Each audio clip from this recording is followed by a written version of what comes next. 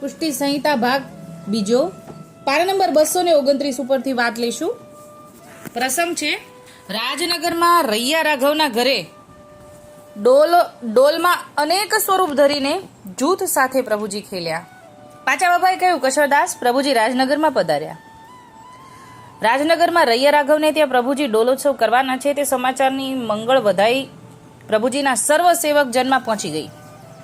સમાચાર મળતાની સાથે જેમ સરિતા મહાસાગરમાં ને મળવા દોડી જાય એમ સુંદર વસ્ત્રાભરણ સજી સજીને નર નાર વૃંદ પોતપોતાના જૂથ સાથે રાગ રંગમાં મસ્ત બનીને ડોલોત્સવનો આનંદ લૂંટવા અને પોતાના પ્રાણ પ્રીતમના દર્શન કરવા માટે હર્ષભેર દોડી આવ્યા. એટલે કેવી રીતે ઉપમા આપી છે, નદી કેમ દોડતી હોય સાગરને મળવા, એવી રીતે બધી દોડી રહી છે. વૈષ્ણવ મહેરામણ રાજનગરમાં છલકાવા લાગ્યો. રાજનગર રાજનું નગર બની ગયું. પાચા બાબાએ કહ્યું, વિનોદરાય, પુષ્ટિ માર્ગમાં ડોલના ખેલનો અનેરો આનંદ છે.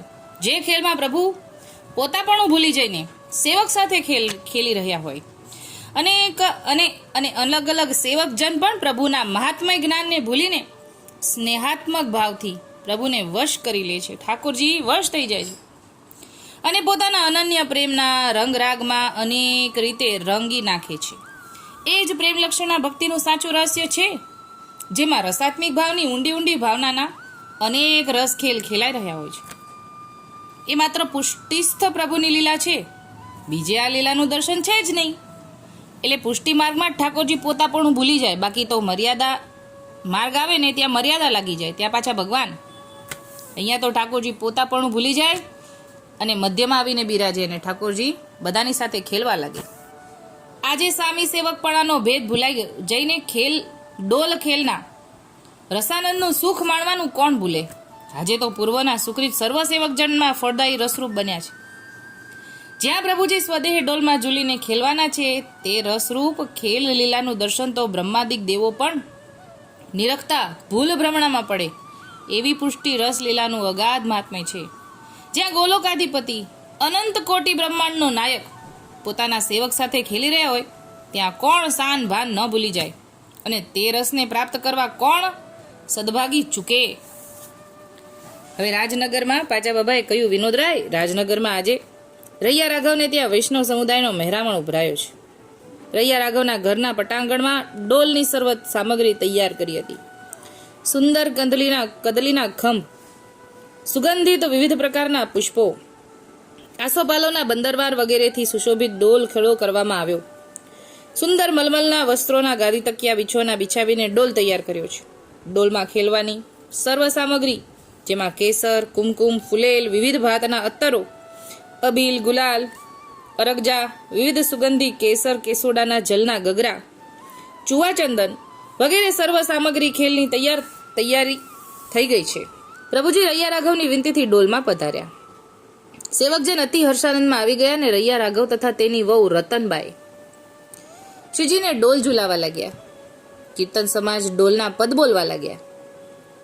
રૈયા રાઘવ તથા રતનબાઈ પ્રભુજીને અબીલ, ગુલાલ, કેસર કેસોડાના રંગથી ખેલાવવા લાગ્યા અને રતનબાઈની સર્વ સહેલી આતુરતાથી દોડી આવી અને પ્રભુજી ગોપાલાજીના ચરણ સ્પર્શ કરતા પરસ્પરનો સ્નેહ વધી ગયો. પ્રભુજીને અબીલ, ગુલાલ, વિવિધ રંગના ગગરા ભરીને ખેલાવવા લાગ્યા. કોઈ રંગની પિચકારી ભરીને પ્રભુજી ઉપર છિરકવા લાગ્યા. ચારો તરફથી પિચકારીઓનો માર મચ્યો અને રંગની રેલમ છેલ ચાલી રહી છે. પ્રભુજી પણ સેવકજનોના ભાવનું પોષણ કરી રહ્યા છે. પ્રભુ એક અને સેવક અનેક, ત્યાં શું થાય? પ્રભુજીએ સેવકના મનના મનોરથ પૂર્ણ કરવા વિચાર્યું, પછી શું બાકી રહે? હવે અત્યાર સુધી તો ઠાકોરજી એક છે અને સેવકો અનેક છે, પણ હવે સેવકોનો ભાવ અને મનોરથ કંઈક અલગ છે. હવે ઠાકોરજી એ વિચારે છે કે હવે ભાવ પૂર્ણ કરવો જોઈએ, એટલે હવે ઠાકોરજી નવી લીલા કરે છે. પાચા બાબાએ કહ્યું, કશોદાસ, પ્રભુજી પોતાના સેવકજનોનું અતિ ઉત્સાહ જોતા આનંદ વિભોર બની જતા રસરાજ સેવકજન ઉપર કરમાં પિચકારી રહીને રંગનો માર મચાવતા ખેલી રહ્યા છે. હવે ઠાકોરજી હાથમાં કરમાં પિચકારી લીધી, બધાની સાથે ખેલવા પધારે છે. કોઈને સુધબુધ રહી નથી. પ્રભુજી અનેક સ્વરૂપે સર્વની સાથે ખેલી રહ્યા છે. એટલે એક જ ઠાકોરજી હતા ને એટલા બધા સ્વરૂપ થઈ ગયા. જેટલા સેવક, અલગ અલગ અલગ અલગ સેવકના ભાવ પ્રમાણે ઠાકોરજીએ સ્વરૂપ જાજા બધા ધારણ કરી લીધા.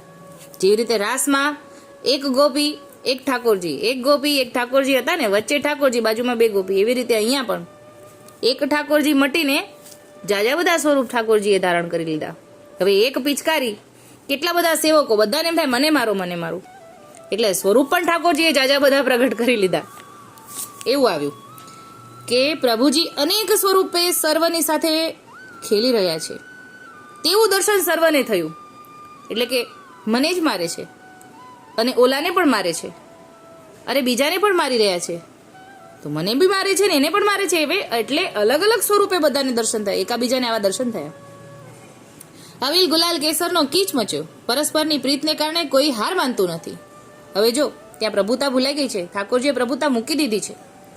એટલે સેવક જેવા થઈ ગયા, સેવક નહીં જેવા એની સાથે એના જેવા થઈને રમે છે. અને સેવક પણ પછી ક્યાં મૂકે, ઠાકોરજીને રંગી દે છે.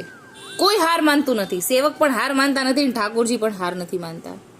રાગ રંગમાં રસ મસ્તીમાં આવીને પરસ્પર ખેલ ખેલી રહ્યા છે. પ્રભુજી ખેલમાં કોઈ અનેરી રસ મસ્તીમાં આવી ગયા. ઠાકોરજી પણ એવી મસ્તીએ ચડ્યા છે કે જાણે હાથણીઓના જૂથની મધ્યે ગજરાજ ખેલી રહ્યો હોય એમ અતિ ઉત્સાહમાં આવીને પ્રભુજી સર્વ સેવકના જૂથના મધ્યમાં રહીને ખેલી રહ્યા છે. હવે ઠાકોરજી એક સ્વરૂપ ધારણ કરીને બધાની વચ્ચે આવી ગયા. બધી જ દિશાઓથી પિચકારી મારે છે અને ઠાકોરજી ઝીલી રહ્યા છે અને બધાને મારી રહ્યા છે મધ્યમાં રહીને.